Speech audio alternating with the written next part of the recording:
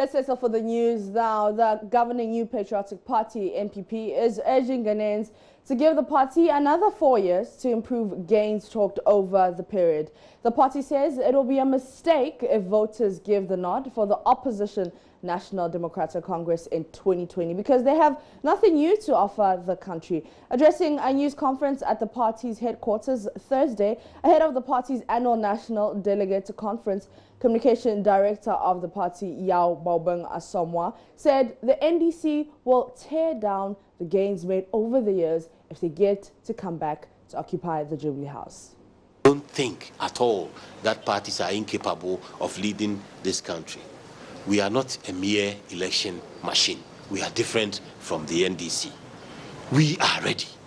Our motto is development in freedom. We develop in freedom. We allow everybody space to think, to speak, to be innovative, but development goes on. And that includes criticism of us. So this weekend, ladies and gentlemen, as we go into conference, we invite Ghana to protect the gains we have made in establishing a functional economy. We dare say the NDC cannot maintain what we are building. Indeed, from their record, they will tear it down. They've torn it down before. After they took over from Kufuor, they will cancel policies and they will reverse policies. They will tear it down. They were not able to deliver on their promise on NHIA. They will not deliver on free SHS. They will tear it down. At the opposite end, the National Democratic Congress chairman Samuel Ofosu-Ampofo has warned Ghana could be plunged into chaos if the Electoral Commission goes ahead to compile a fresh biometric voters register for the 2020 general elections. The latest position by the party follows a justification by the Electoral Commission that the new biometric system will cut out excesses and also address challenges with the system it describes so far as outdated. At a news conference right here in Accra, Mr. Samuel Ofosu-Ampofo said the current political climate does not support the EC's quest to procure a new biometric system.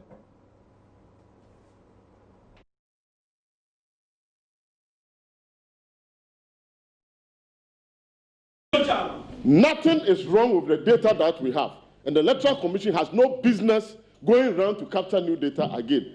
Near to Okra say in an election year of alcohol protocol, election year no, we don't introduce new systems into the electoral system in an election year. But the fact of the matter is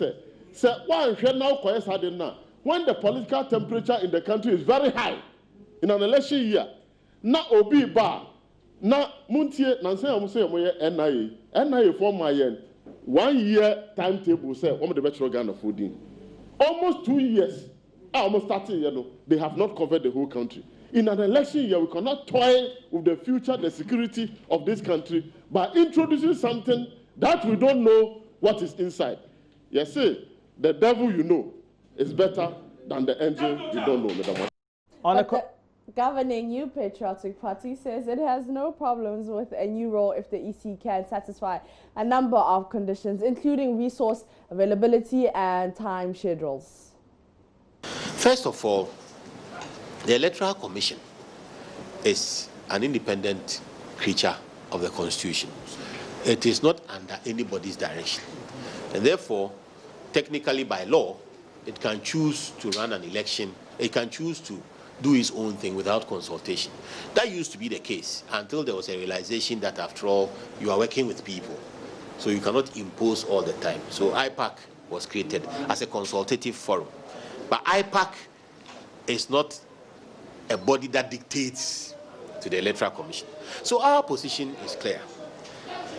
3 conditions. If the resources are there, if there is time enough between now and the election, and if there is demonstrated utility for the new register, which means that the old one has to be such that it cannot perform at all, then we would have no option but to follow through.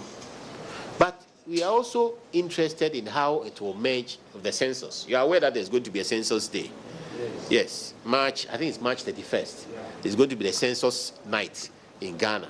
So when I talk about time, I'm also looking at how the EC's processes merge with the census night, because that also informs redemarcation or otherwise of some of the districts and constituencies that will be fighting in an election conducted by the EC.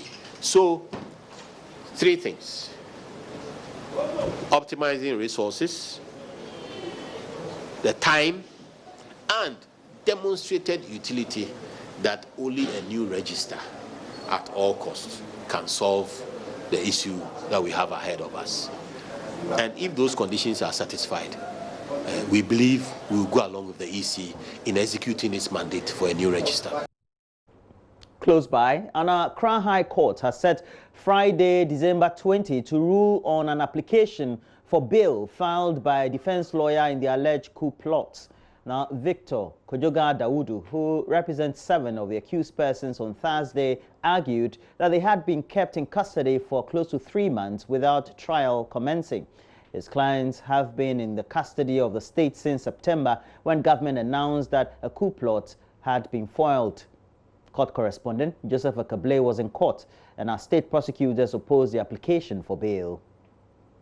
The High Court, presided over by Justice George Buedi in November, ruled that the accused persons were lawfully arrested and have not been kept in custody unreasonably. Mr. Daudu in his fresh application says 3 months in custody without trial is unreasonable. Senior State Attorney Hilda Craig opposed the bail application. She said the case against the accused persons was such that once the trial starts, the foundations of the nation will shake. She urged the court to consider the seriousness of the charges and understand why the prosecutors have taken long to finish investigations. She said the accused persons are likely to interfere with investigations if they are granted bail. Justice Mensah Dacha adjourned proceedings to Friday, December 20 to deliver her ruling. Family of ACP Agojo, who is also standing trial on the charge of treason felony, have meanwhile accused police prosecutors of seizing his gadgets. This includes mobile phone, laptop and iPads. State prosecutors on Thursday urged the Kaneshie District Court to grant it more time to hold the accused persons in custody as it continues with investigations. They informed the court they were preparing to forward the docket to the Attorney General's office for advice. The case was adjourned to Wednesday, January 8, 2020. Away from the court, commercial tricycles in the Ho municipality, popularly known as KK, have grown in popularity as many commuters find them a reliable means of transport. Mauna Kudzi is one of 5 women who ventured into this male-dominated business of moving the bustling city transportation challenges of Ho residents. Emmanuel Jivenu was in the Ho township and reports.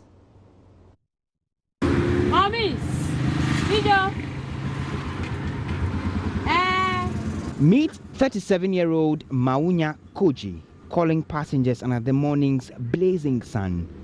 Mauna is a commercial tricycle rider. She's one of 5 women in this male-dominated keke business in the whole municipality. I used to sell shoes and sandals, and I moved from the selling.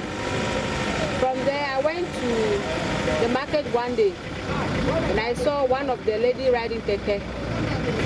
So I went to their office at Mauli Gate to take the bike. Then they said, okay, they will take me to the training ground. From there, they will start our training up to 1 month. And then after 1 month, they give me the motorbike. The mother of 2 is not only earning an income, she's also meeting the transportation needs of Ho residents. While it seems impossible, Mauna makes several trips in a day. She says business has been good. Business are going on very well. At times I get something better, sometimes to not even get anything. But comparing to the selling of the shoes and the sandals, I think this one is far better. Keke has become the favorite means of transport for many commuters here. It is the toast of many revelers who want to explore the town's vast space. The keke is less expensive, and when you are coming from short distance to From Dome to market is 2 cedi. But when you take keke 1 cedi, it's less expensive and it helps a lot. And the air aspect too is very good.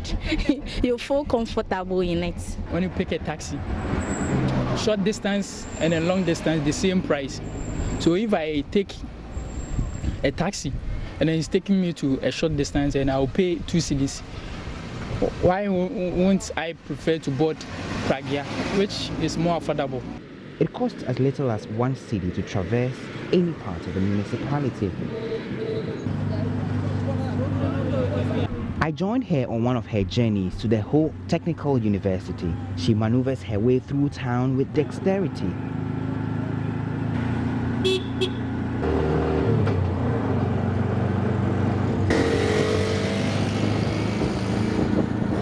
Some patrons say they prefer women riders to men. Maunya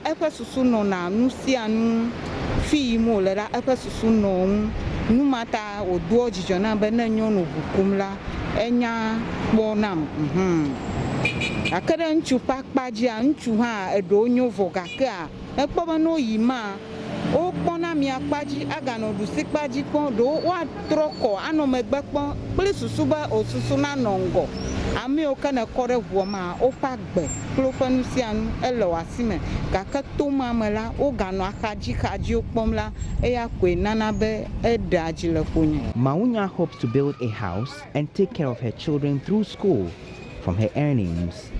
I want to do this job or ride this keke to take care of my children. I want to build a house. In the future, maybe I will leave this keke. So I have to put down some store. If I'm tired, then I will go into the store and then start selling. Though many have raised safety concerns, the keke business is a source of income and has provided something to live on for Maunya and hundreds of youth who would have been unemployed. Emmanuel Jivenus reports for JoyNews. Keke. Do we have this in South Africa? Yeah, we do. Okay, what are they called? Do I even know? Because I've never been on one, so I don't know. But you guys have keke. So with us, keke is a name. Keke is for female. It's a female, yeah. Okay, so keke, like yo, yeah. So that's why it's like keke or keke. Keke. Yeah, keke letso. Kekeletso. Yeah. Rand. Kekeletso. But have you been on one of those? Not this one. On motorbikes, yes, but not this one yet. I think that I'll try and experience it and see. Because I know in India they're very popular. India. Yeah, India, Bangladesh, Sri Lanka, you know, those places. Right. Yeah. Wow. They brought them here, right? Yeah. We have lots of them now. And there's a new one I saw on, I think, TikTok. Yeah. And this one has been made into a whole car. They've covered everything. The 2 passengers behind, and you can, when you're riding it, it looks like a small car. But it's still just a tricycle. Oh, really? Very beautiful. Has everything, USB port. And something. I'm telling you can put, you have amplified systems and all. Okay. Yeah. Relax. So whoever has it is going to enjoy the Christmas. Like you will. Yeah. As for you, I know you'll enjoy the Christmas. All right. So please, today we have a conversation. We're asking you how you have been able to maintain your expenditure pattern throughout the rest of the day and what you also need to do. And that's why we have Frank Kwachi from Daffin Finance, who will be here and help us do some conversation on the subject. And we're also going to talk to some commercial drivers. How's business going? Out and about, people are moving, coming in. How's the markets there? How's business going during this festive season? Also know that Becky will come up with showbiz, everything that happened in the world of showbiz, and Benedicto Wusu with all the sports updates. Well, definitely. Well, up next, we'll have to bring you the newspaper headlines we have in the studio. I wanted to request, can I mention one show, one request? I'll do that during the newspaper. Stay with us.